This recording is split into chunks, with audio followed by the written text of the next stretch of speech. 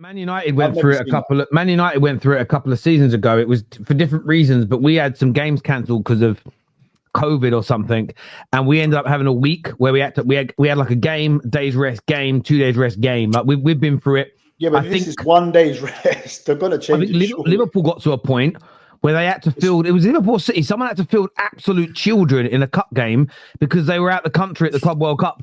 And if they wouldn't have done that, it would have literally meant playing. Liverpool yeah, they had to have played, flied out that night, and played the following early hours of the morning. It was actually, I think it was geographically and time-wise impossible to play both those games. So it has happened. It has happened, to be fair. But what do you make, LB, of people saying that City are a one-man team? I've seen like Jamie Carragher, a lot of these guys essentially say City can challenge if Haaland stays fit. Without him, nah. Do you think that's a little harsh to the rest of your team? It probably is harsh, but there's also probably some truth in it, if I'm being honest with you. The fact is, like, we have arguably now the best player in the world playing for our football club in Haaland right now on current form. Yeah, he's absolutely just like slamming it. And he's getting all the goals. Now, I think that what I don't like when people do this thing, yeah, is like when they go in, oh, what happens when Haaland stops scoring, or like what happens if he gets injured? Well, what happens if Rice gets injured? You know, what happens if, you know, fucking Salah gets injured or whatever? Like, it's a bit of a dumb question, right? I don't know. I personally believe if I was the manager, if I was or the sporting director at Manchester City, I would build the team around Haaland anyway. So naturally, he would be the focal point of my team as a striker. So I'd always have that question. So I think it's a little bit of a when people say, "Oh, Haaland FC" or whatever, I kind of get it, but I would build the team in that way anyway. Just like when you was at Barcelona, you build a team around Messi. Or when you had Ronaldo in your team, you build a team around Ronaldo, because otherwise, why wouldn't you do that? So are we Haaland FC? Possibly, probably, but I would build the team around Haaland anyway. So I would make the team Haaland FC. But your second top goal scorer is a Burnley player, right? I saw that. I saw that. Yeah. I think that's what it is, though, isn't it? Before, you could not have Haaland and you had quality all over the gaff, mate. Like goals Alvarez everywhere. Or even Bernardo Silva, top of his game. I'll be real, yeah. I'll be real. The reason why, like, jokes aside, the reason why I'm so confident we'll win the Premier League, right, is because before, when I used to look over my shoulder, I'd look over at Man City with De Bruyne, Silva, Alvarez, Mahrez, whoever it might be. And I just, you know, you'd look at it and be like, you know, we've got to compete with that. Yeah, no, I get it. I do get it. And now I look over and I see Man City losing games. And listen, Haaland scares me. And it's Manchester City. I'm always going to have that little bit of PTSD. If we get to February and they're only 3 points behind us, you know, I'm going to start getting scared, and I'm maybe not going to be as cocky. But right now, as where we are right now, I can't see anything. But I hear. No, I get what you're saying, bro. I'm not being an idiot. I do get what you're saying. Like back in the day, we had quality all over. Now it's more sort of like, you know, it's more like, you know, you got your Rodri, your Cherky fucking balling out, and Haaland is, you know, you don't have your Mahrez's and, you know, these type of players. I get it, but that doesn't mean that Haaland can't propel us to the title, because the way he's going, he's only not scored this year for club and country. He's only not scored in 2 games. Yeah, he scored 27. But what happened in them games? You lost them games, right? We did. I agree. But at the same time, bro, we're only 6 points behind you, and you've been great. And we've not been great at all. Yeah, we're only 6 points behind you. And we have to play you at the Etihad. So look. Yeah. No, I get it. I think it's going to be an interesting one, man. And the thing is, with this City team, I still think there's a lot more to come from this team. Yeah, I still think we're in like second gear, man. If I'm being honest with you, I think we've got so much more to improve on.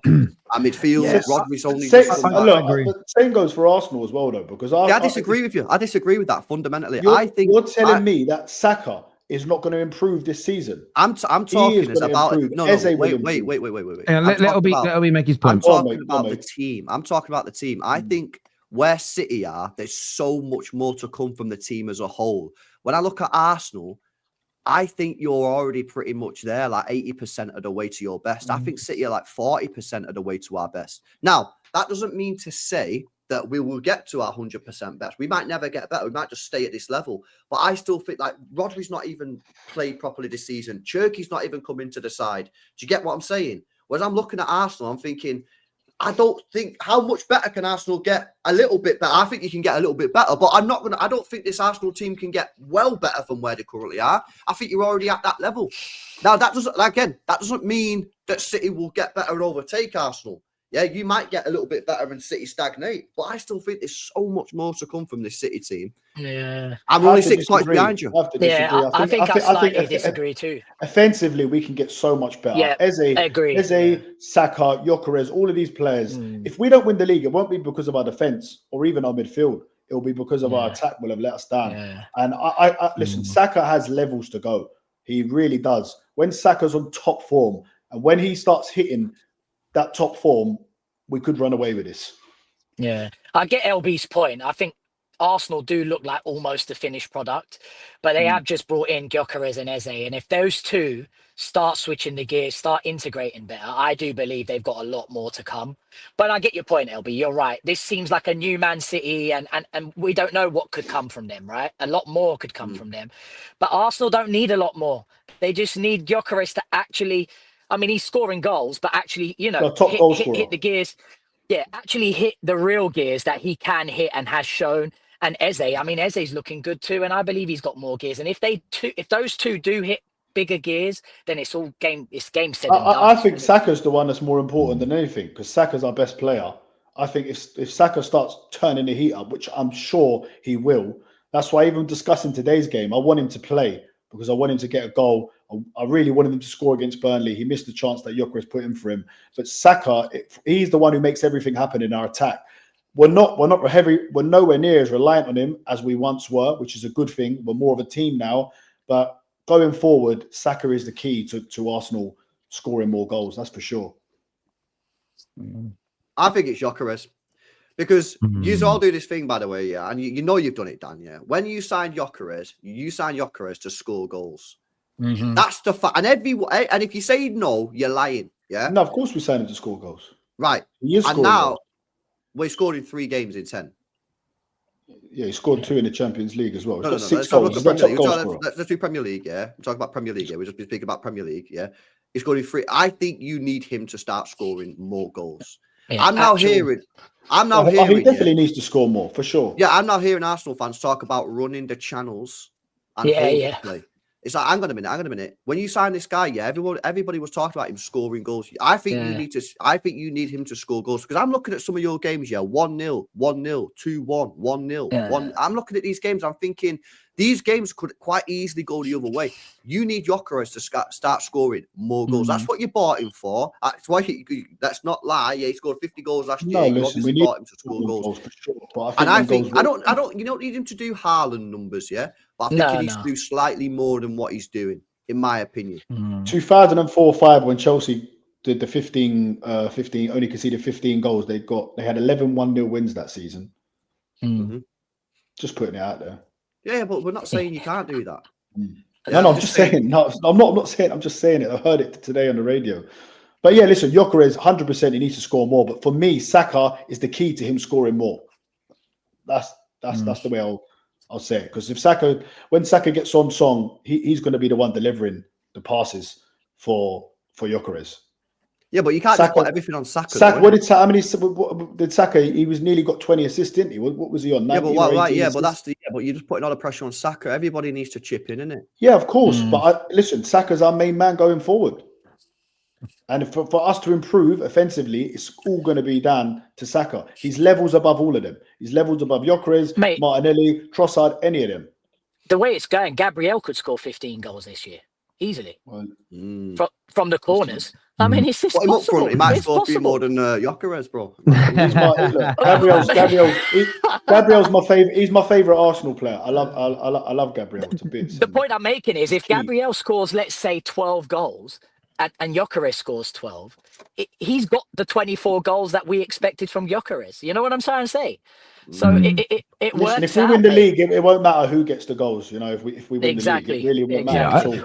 I still think, I think that when it comes to goals from Arsenal's attack, I think that when the season really kicks in, and it kicks in after this next international break, because it becomes 2 games a week every week, even for the teams that aren't playing them, you got the festive period. That's where I find that's when you really see the top players. That's where they all just pick up, They get like, goals in bunches. They score loads of goals. You play 3 or 4 days later. The best teams always thrive in those environments, and I think we'll have a better understanding of where we are come kind of January. But interesting conversation. This is a super chat from Jonathan. Says, "Why is it that every team can improve but Arsenal?" Who said that? I assume it's to you, but it's not quite what LB said. Jonathan Kramer, $1.99, wasted you $2, brother. Yeah. Did I say that Arsenal can't improve?